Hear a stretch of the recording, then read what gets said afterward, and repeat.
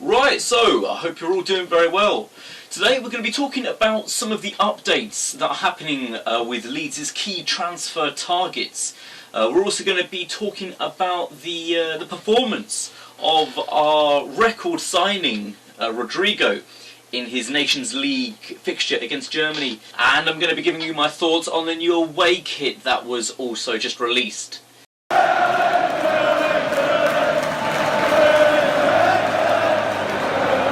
So where are we at the moment with Leeds' transfers?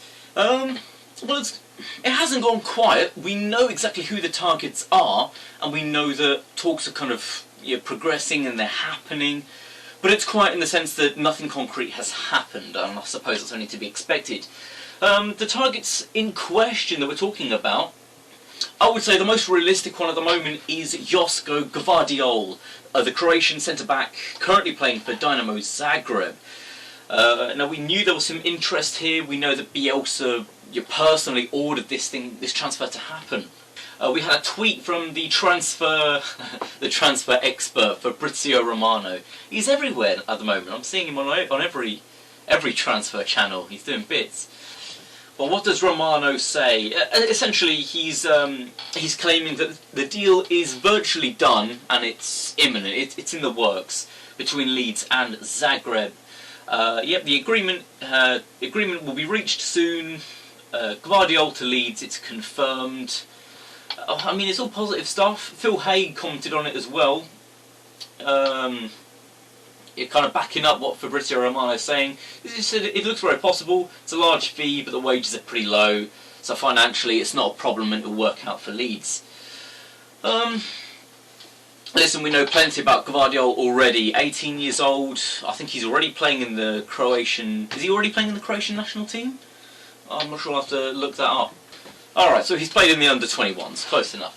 But with Zagreb, he has made appearances in the Champions League. He would be a fantastic addition to the team. I saw there was some talk about if we do bring in Gvardiol, that frees up the option of sending Struijk on loan. I'm not sure about that. I think Pascal Struijk is... I mean, I'd say that he's probably the backup to Calvin that we need in that DM role. But yeah, who knows? Maybe we can shift a few of our players around, and of course, Robin Koch could also play there.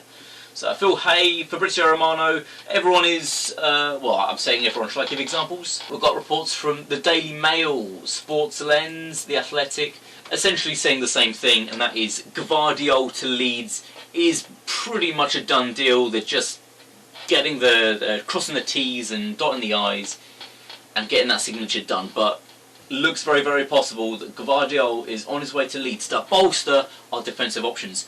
The other big name that we were all talking about a few days ago was Rodrigo De Paul, the Argentinian international, the attacking midfielder currently playing for Udinese. Now, from what I've read and from what I understand, it looks like Leeds have kind of tabled that they've matched Udinese's asking price of around £30 million for De Paul, and it was reported that the personal terms had been agreed with De Paul, and it was pretty much a done thing.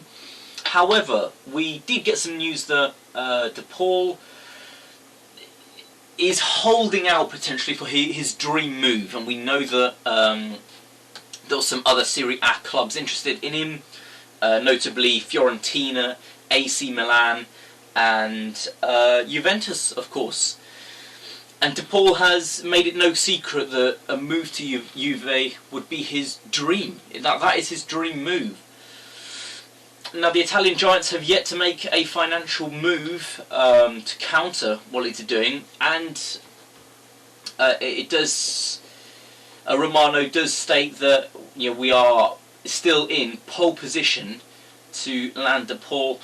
I'm not sure how close we are to De Paul at the moment. It would smash our current transfer record, and there's no denying that he would be an amazing addition to the team. Again, with that extra little bit of class, a natural successor to Pablo, I feel.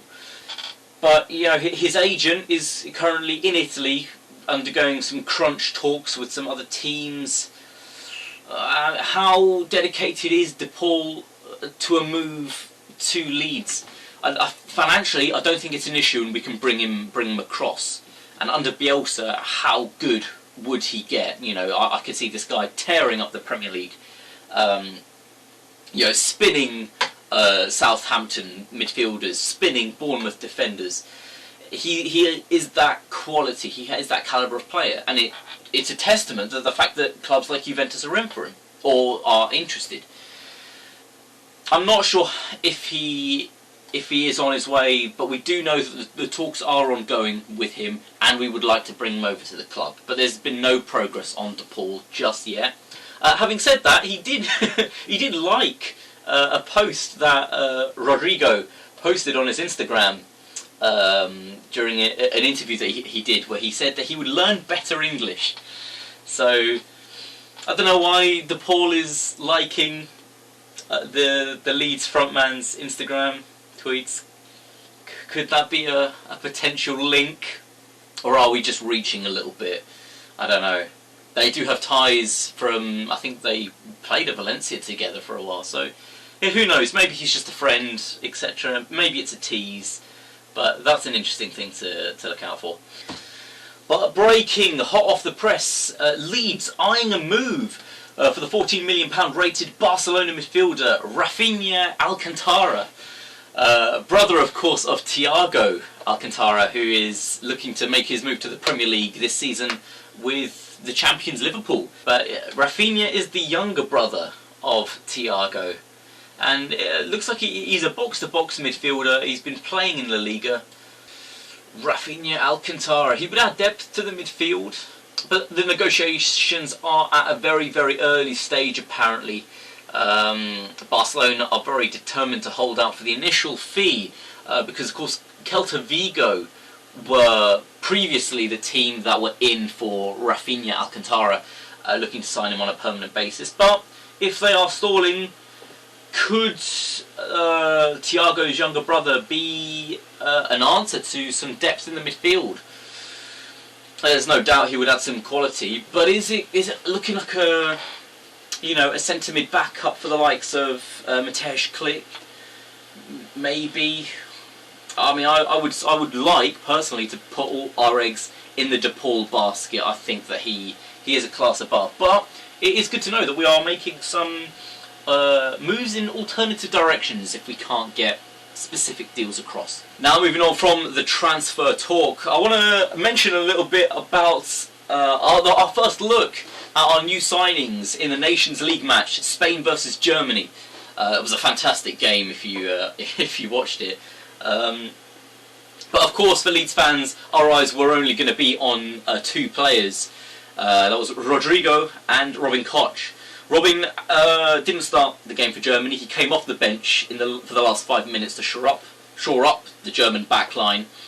And he was not at fault for the Spanish equaliser. A lot of people were saying that he was meant to be marking Rodrigo. He wasn't. He was marking Ansu Fati and kept tight on him. But what was his name? Surla?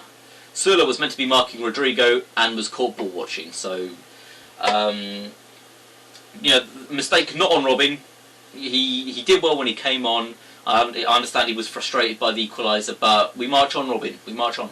But I really want to talk more about Rodrigo.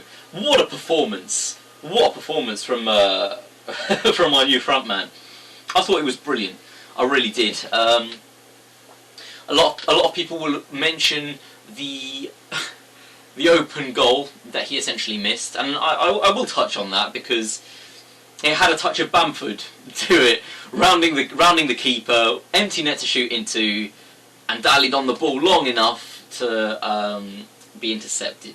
But putting that aside for a second, his overall performance was sensational. The runs that he made, the pace that he showed, consistently beating the German defenders. The notable moment for me when he received the ball with his back to goal, effortlessly turned Schürrle, left him for dust, and fired with his left foot inches over the crossbar. That's the kind of stuff we want to see. And he was everywhere. He worked so hard all over the pitch, and he got his assist for the goal. It was fantastic, cool, calm under pressure. Lovely little kind of dinked header downwards that guy was able to sweep in. But I was convinced. I was so happy with this performance in that game. And, you know, there he was facing some of the best defenders that Germany have to offer. He's not going to be playing that kind of competition week in, week out in the Premier League. Yeah, this is a special signing, and I'm so excited for what he's going to bring. I thought he was phenomenal the other day. And ending off, I wanted to talk about Leeds' new away kit. Very recently revealed, as I'm filming this, was revealed yesterday. Now, we already saw all the leaked pictures online, but we've got the official the official promotion photos. This kit's brilliant. It's going to be in the shops in about a week. I will be buying the away top. I love it. This is such a nice looking kit. Adidas have outdone themselves. The gold stripes on the shoulder look class, and you know it's not overcomplicated. There's no fancy zigzags or asymmetrical designs. You've got the I'm gonna call them dark blue and green. Yeah, the blue and green vertical stripes. They look class. I like the gold on the sponsor. That looks really nice as well. The slogan for the promotional photo is fantastic. Ready for the return. Once damned, never forgotten. Ooh, that's perfect. Big fan of that. Big fan of that. And it's of course meant to be paying a homage to the famous the 94-96 away kit, the classic, the Thistles hotel sponsored one. Hopefully bringing back a classic kit is going to help inspire the boys to put on some classic performances. Yeah, no, a huge fan of the kit. I think it's really nice. One of my favourite away kits for the whole Premier League. So I'm really looking forward to getting my copy. And we'll be seeing them sporting that against Liverpool on the 12th. Because the start of the Premier League season is rapidly arriving. We are just over a week away now before the start of the season. So not a lot of time left to go now before we need to finish up these transfers and prepare for the start of the new season. We are playing a friendly today against a mid-table Portuguese side. Yeah, let me quickly get the lineups that we have out for that. I'll be watching that on LUTV, and I might make a comment on that when I publish this video. Who's starting for us? Kassir in goal. Oh. All right, okay. Douglas, Ayling, Casey, and Davis in the back line. Struijk just ahead of them. Shackleton, Hernandez, and Roberts in the midfield, and Harrison, and Bamford up front, with Capriel, Poveda, Costa, Gotts, Jenkins, and Cresswell on the subs. We'll see how that goes. But again, it's all about fitness at this stage in the season. Right, that's going to be all from me today. Thank you very much for tuning in. Please remember to like, comment, and subscribe if you are enjoying the content. The grind continues. We smashed the 500 sub goal, and we're on our way to 1,000. Can we get to 1k by... let's give us till the middle of September. If we can hit 1k by the middle of September, we are doing amazingly well. But thank you so much for the support on all the videos. The comment of the day is going to be here. Yep, we'll put it right there. But we march on together. Support the team, support the channel, and as always, stay safe.